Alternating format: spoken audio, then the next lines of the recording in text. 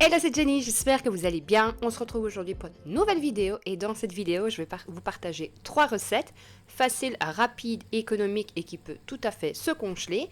Donc on commencera par un bouillon de légumes et de lardons, ensuite des boulets de tomates et on finira par un cake marbré. Allez, on commence tout de suite avec la première recette. Alors pour cette recette, il vous faudra 2 grosses pommes de terre, quelques branches de céleri, 2 blancs de poireaux, 3 échalotes ou 2 oignons, avec ensuite des carottes, du sel, du poivre forcément et un cube de bouillon. Alors vous, pareil, hein, là je vous donne les recettes, enfin les légumes que j'utilise moi, mais vous faites avec ce que vous avez. J'ai ensuite mis 200 g de lardons, facultatif, mais j'avoue que ça donne un bon goût. Et je vous ai montré juste avant des grosses fèves. Alors on n'en trouve plus partout. Moi ici je les ai trouvées chez Colruyt, mais je sais que par exemple chez Deleuze, je ne les ai pas trouvées. Non, pas du tout, c'est l'inverse. C'est chez Deleuze que je les ai trouvées, mais pas chez Colruyt, parce que chez Deleuze, il y en a à chaque fois. Et chez Colruyt, je ne les ai pas trouvées. Alors, ici, vous allez émincer tout simplement les blancs de poireaux. Vous allez faire pareil avec tous les légumes. Pareil, je vous le dis, vous faites avec les légumes que vous avez. Maintenant, c'est un bouillon de légumes et plutôt d'hiver. Donc, on pourrait très bien faire ça avec des courgettes, mais c'est pas vraiment économique puisque ce ne sera pas des légumes de saison. Alors c'est une recette que nous on adore personnellement. Je vous assure qu'avec 2 bols comme ça, vous êtes rassasiés, vous n'avez plus envie de manger. Et c'est une recette, alors il y a plusieurs façons de la faire, hein, je présume, mais j'avoue que c'était une recette de mon enfance, oui, c'est ma maman qui m'en faisait souvent, et c'est vrai que quand on ne savait pas quoi manger, c'était un plat qui revenait facilement et qui était très vite fait. Je vous laisse tout de suite avec les images.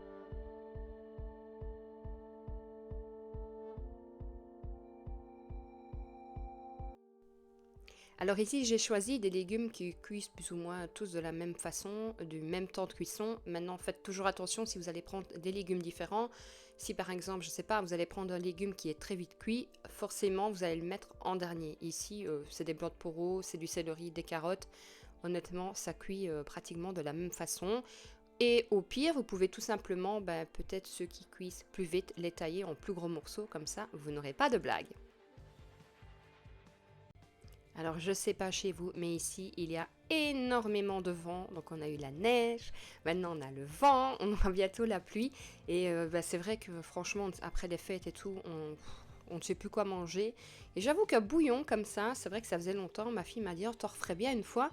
Et c'est vrai que ça m'a bien goûté. D'ailleurs, j'en ai mangé hier soir. J'en ai remangé ce midi parce que j'en avais fait plus. Je savais que ça allait partir. Mais vous pouvez bien sûr le congeler. Il n'y a aucun souci. Vous pouvez le garder au frigo. Faites juste attention que si vous allez mettre par exemple du chou, ça aura tendance à plus vite faire tourner votre soupe. Pareil, une soupe et encore plus une soupe comme ça, s'il y a de l'orage annoncé, ne la gardez pas au frigo parce qu'il y a 9 chances sur 10 qu'elle va tourner, qu'elle ne sera plus bonne. Donc faites juste attention en effet quand il y a de l'orage ou tout simplement si vous utilisez des choux de Bruxelles, c'est quelque chose qui va faire tourner beaucoup plus vite votre soupe. Donc ici je rajoute des pommes de terre, forcément c'est facultatif aussi puisqu'il y a déjà les fèves, donc c'est déjà pas mal. Et ensuite, vous allez faire revenir vos lardons avec vos échalotes tranquillement, sans matière grasse. C'est déjà bien assez gras comme ça. Et moi ici, je prends des lardons. Je ne les prends pas très gras non plus parce que sinon, il y a des lardons, j'ai envie de dire, on paye moins cher, c'est vrai, mais en règle générale, ils sont beaucoup plus gras. Donc ici, ça va, ils ne sont pas trop gras. Et vous allez ajouter ensuite vos légumes. Vous allez laisser revenir tranquillement, bien mélanger. Salé, poivré. Alors, important, bien faire revenir tout ensemble parce que si vous ajoutez de l'eau, ça n'aura pas le même goût. Et justement, ce qui donne du goût à ce bouillon, c'est tout simplement le fait de bien faire revenir vos légumes avant, avec les lardons, avec tous vos légumes, sauf les fèves que l'on mettra à la fin de la cuisson. Vous allez ensuite ajouter de l'eau. Alors moi j'ai ajouté, je pense, 2 litres et demi. Pareil, à vous de voir si vous voulez assez bien de liquide, pas beaucoup de liquide, ça c'est vraiment comme vous voulez. Par exemple, moi j'ai mis des pommes de terre, vous pouvez très bien mettre des pâtes. Faites juste attention si vous mettez des pâtes, au temps de cuisson des pâtes. Si c'est des pâtes qui vont vite, vous les mettrez bien sûr à la fin quand votre bouillon est bientôt cuit. Vous allez laisser comme ça mijoter sans mettre de couvercle. Une fois que ce sera à ébullition, vous allez pouvoir ajouter le couvercle et vous allez laisser cuire jusqu'à ce que les carottes sont cuites. Vous allez piquer les carottes et les pommes de terre. Une fois que c'est cuit, c'est bon, on n'en parle plus. Vous allez ensuite ajouter les fèves. Attention, bien ajouter le jus avec parce que c'est ce qui permet de lier légèrement la sauce, enfin le bouillon, pas la sauce. Et puis vous laissez recuire encore 5 petites minutes et c'est fini. Il n'y a plus rien à faire. Donc ici vous avez vu mon beau bol Disney. J'ai la collection de bols Disney. Et vous allez tout simplement vous servir. Attention, c'est extrêmement bouillant. Ne faites pas comme moi parce que je me suis brûlée. Donc, j'espère que cette première recette vous aura plu. N'hésitez pas à me laisser un commentaire si vous le faites chez vous ou si vous allez le faire. Pour la deuxième recette, là, c'était une recette que j'ai faite vendredi. Pareil, vous pouvez le faire à l'avance, il n'y a aucun souci. Honnêtement, j'ai filmé, donc forcément, ça me prend un peu plus de temps puisqu'il faut que je place ma caméra, enfin pas ma caméra, mon téléphone et tout ça. Et malgré tout, ça ne m'a pris que 20 minutes de préparation. Après, forcément, il y a le temps de cuisson, mais ça, personnellement, je ne vais absolument pas le regarder. Donc ici, vous allez mettre, je vous montre tous les ingrédients, mais de toute façon, je vous mettrai en barre d'infos tout ce qu'il vous faudra, comme ça je vous aurai les quantités aussi. Pareil, on va commencer par éplucher vos échalotes ou oignons, vous faites avec ce que vous avez.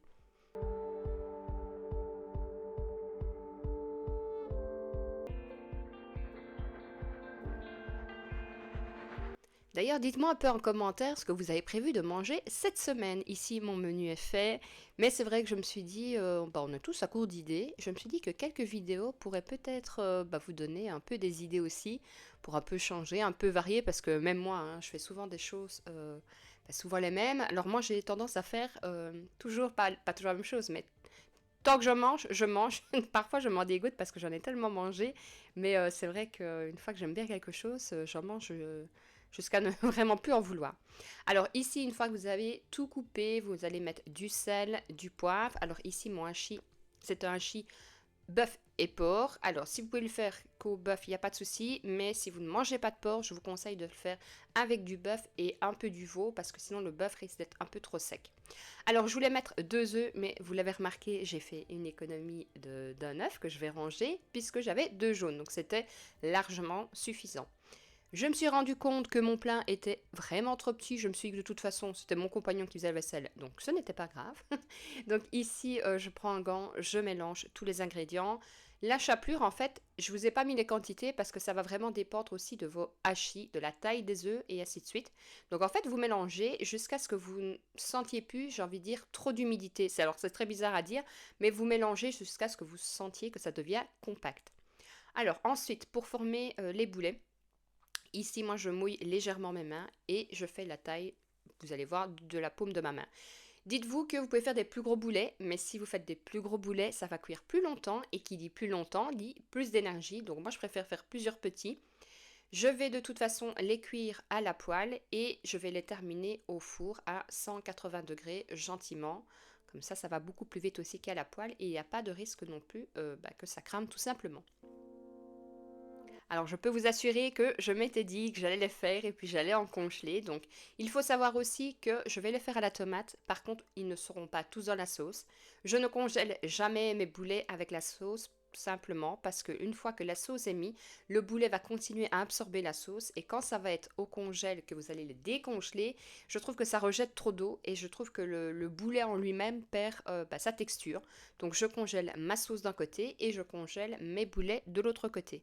Mais comme je vous ai dit, j'ai pas eu le temps de les congeler puisqu'on a mangé les boulets, vous allez voir, à la tomate. Et j'avais gardé le reste dans un sachet. Le lendemain midi, on a tout mangé avec une tartine. Franchement, ils sont super bons et je vous dis, c'est vraiment vite fait. Alors, c'est pas excessif, hein. Pour tout ceci, j'en ai eu, je pense, pour 9 euros de hachis. Alors, vous pouvez très bien le trouver quand il est en promo aussi et en profiter et en faire à ce moment-là. Mais voilà, après, on n'est pas des énormes mangeurs non plus. Je crois que j'ai mangé 2 boulets, ma fille 2 aussi et mon compagnon 3. Donc, après, ils sont pas très gros. Mais voilà, ça change un peu et puis ça n'a rien à voir. Faut pas se le cacher que les boulets industriels.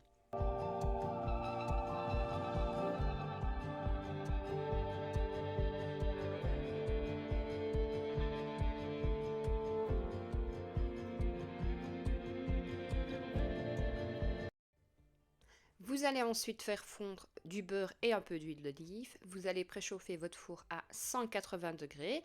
Comme ça, dès que les boulets seront bien dorés dans la poêle, vous allez pouvoir les rajouter à votre four, enfin la mettre dans le four. Alors ici, il est très important de garder la même poêle pour faire votre sauce parce que c'est ce qui va donner tout le goût justement à la sauce. Donc pendant que mon beurre fond, je ne vous l'ai pas filmé, mais j'ai émincé mes 2 dernières échalotes. Et le morceau de carotte, tout simplement, c'est pour l'acidité. Alors je sais qu'il y en a qui n'en mettent pas. Moi, manger une sauce tomate acide, c'est juste pas possible. C'est d'ailleurs pour ça que lorsque je fais une sauce comme ça, pas comme une bolognaise où ça va cuire plus longtemps, mais voilà une sauce comme ça où ça va cuire, je sais pas moi, une demi-heure, je vais utiliser, alors moi je prends la Mutti, j'essaie de la trouver quand elle est en promotion, puisque oui, elle est plus chère, mais elle n'est pas acide, elle a un super bon goût, donc je préfère mettre le prix pour des sauces comme ça qui vont plus vite.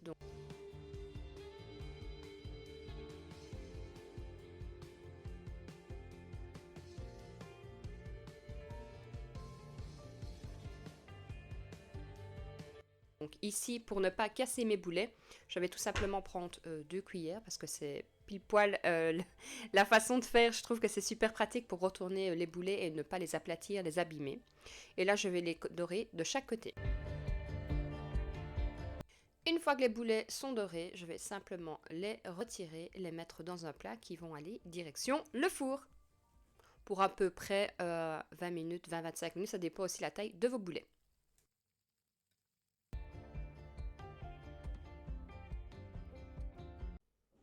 Pendant que les boulets sont au four, on va commencer la sauce. Donc ici, je fais revenir mes échalotes avec mes carottes. Je vais ajouter, une fois qu'elles sont légèrement caramélisées, un peu d'eau pour déglacer. Et ensuite, je vais ajouter ma passata. Je vais compléter avec de l'eau pour que ce soit pas trop épais non plus. Du sel, du poivre. Vous pouvez aussi ajouter des épices de votre choix. Je sais pas moi, des herbes de Provence. Mais ici, voilà, c'était vraiment basique. Sel, poivre et ce sera tout.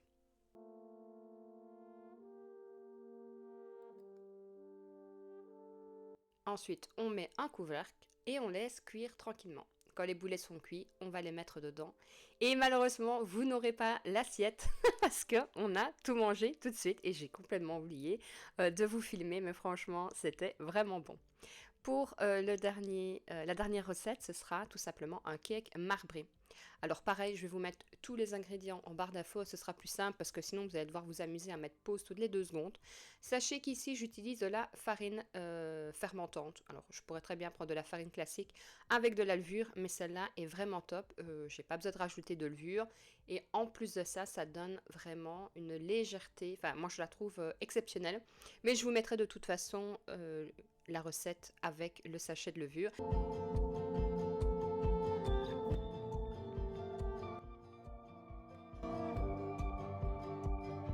Ici, vous avez besoin de 5 œufs, mais on va en utiliser 4 directement et un qu'on laissera sur le côté.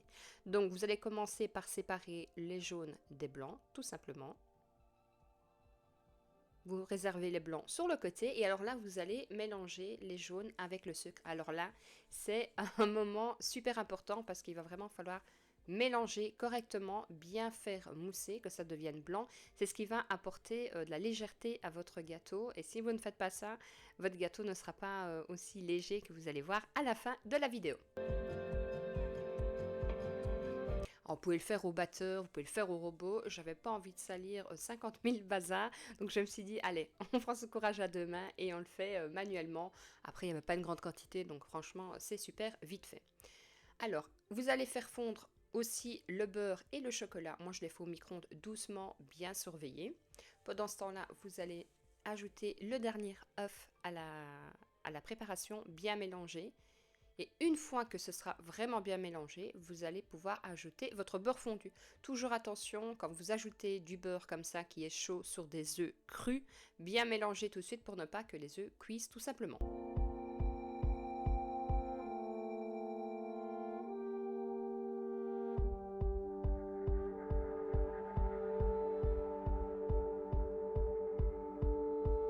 Ensuite, vous allez ajouter donc la farine ou alors vous allez mettre la farine et la levure que vous allez mélanger.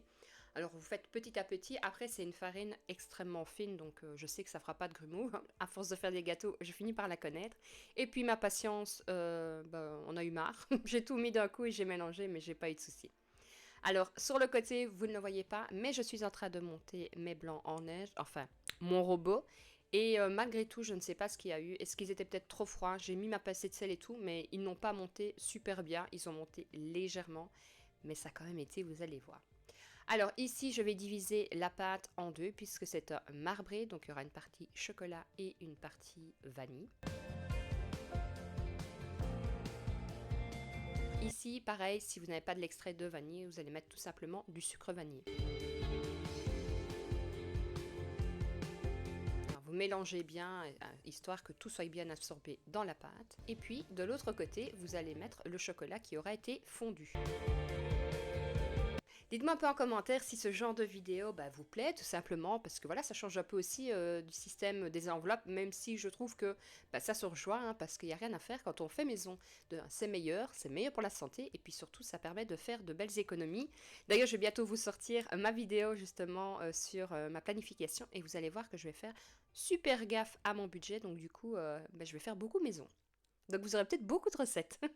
Donc ici, vous voyez, mes blancs de neige n'ont pas été top, mais malgré tout, ça n'a rien changé au résultat. Il a été excellent. Tout est parti, c'est bien simple. Donc vous mélangez, vous faites pareil, hein, moitié-moitié, et vous allez mélanger de chaque côté. Votre four, vous l'aurez préchauffé à 180 degrés aussi.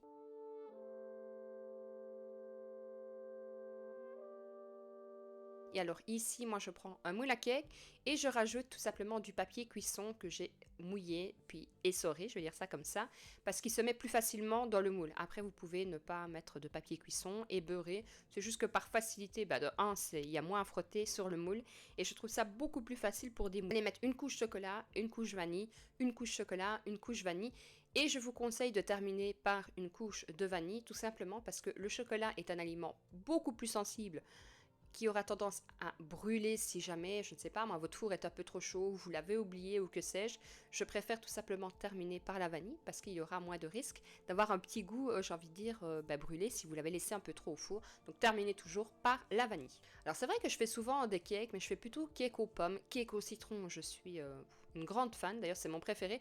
En fait, on a tous nos préférés. Alors ici, mon compagnon et ma fille, c'est les cakes aux pommes et cannelle, ça ils sont fans. J'aime beaucoup, mais ça ne vaut pas mon cake au citron. Et du coup, cette semaine, j'ai prévu aussi de faire, à mon avis, un cake. J'ai prévu de faire de la mousse au chocolat cette semaine.